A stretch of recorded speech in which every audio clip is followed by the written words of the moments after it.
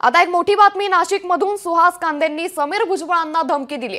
तुझा murder fix असं म्हणत त्यांनी पोलिसांसमोर धमकी दिली। नांदगाव विधानसभेत आता त्यामुळे तणावाचं वातावरण निर्माण झालंय। गुन्हा दाखल करण्याची प्रक्रिया सुरू असल्याची माहिती देखील समोर येते। निवडणूक आयोगाच्या अधिकाऱ्यांनी दोन्ही उमेदवारांना समजावलं देखील। सुहास कांदेंनी बोलावलेल्या मतदारांना समीर भुजबळांनी अडवलं।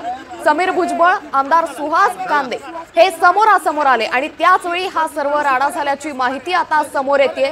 तर सुहास कांदेंनी समीर भुजबळांना धमकी दिली। तुझा मर्डर फिक्स असं म्हणत पोलिसांसमोरच ही धमकी देण्यात आली। यामुळे आता नांदगाव विधानसभेत तणावाचं वातावरण निर्माण झाल्याचं सध्या पाहायला मिळतंय। मी क्लॅरिफिकेशन साठी सांगू इच्छितो की जेव्हा हा विषय सुरू झाला लगेच तिथे मोक्यावर पोलीस पोहोचलेली आहे।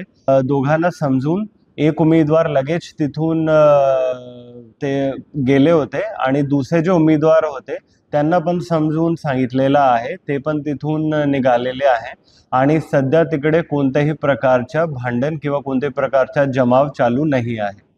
ह्याच्या व्यतिरिक्त ह्या संबंधित जे निवडणूकचे कायदे असतात त्यानुसार पण कारवाई केलेली आहे। तर नांदगाव मधून सध्या धक्कादायक बातमी समोर येते। सुहास कांदेंनी थेट पोलिसांसमोरच समीर भुजबळ यांना धमकी दिली। या सर्व प्रकरणासंदर्भात अधिक माहिती देता आमचे प्रतिनिधी महेश महाले। महेश, सुहास कांदेंनी थेट पोलिसांसमोरच समीर भुजबळांना धमकी दिली। सध्या नांदगाव विधानसभेत तणावाचं वातावरण आहे का? अधिक अपडेट या संदर्भात?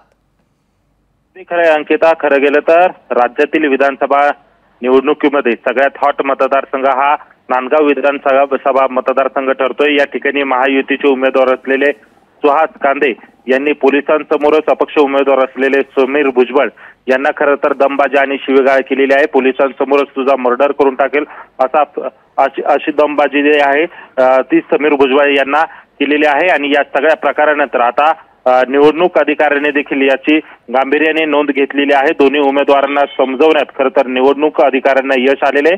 सध्याची जर परिस्थिती बघितली तर नियंत्रणात आलेली आहे आणि या संदर्भात जिल्हाधिकारी जलज शर्मा यांनी तातडीने वेगवेगळे गुन्हे दाखल करण्याची जी प्रक्रिया आहे ती सुरू केलेली आहे। एकूणच या सगळ्या प्रकारानंतर नांदगाव विधानसभा मतदारसंघ हा राज्यातील हॉट मतदारसंघ ओळखला जातो। यामुळे यातून खरं तर महायुतीचे उमेदवार सुहास कांदे यांची दमबाजी ही पुन्हा एकदा समोर आल्याने खरं तर राजकीय चर्चांना आता उधाण आलेलं आहे।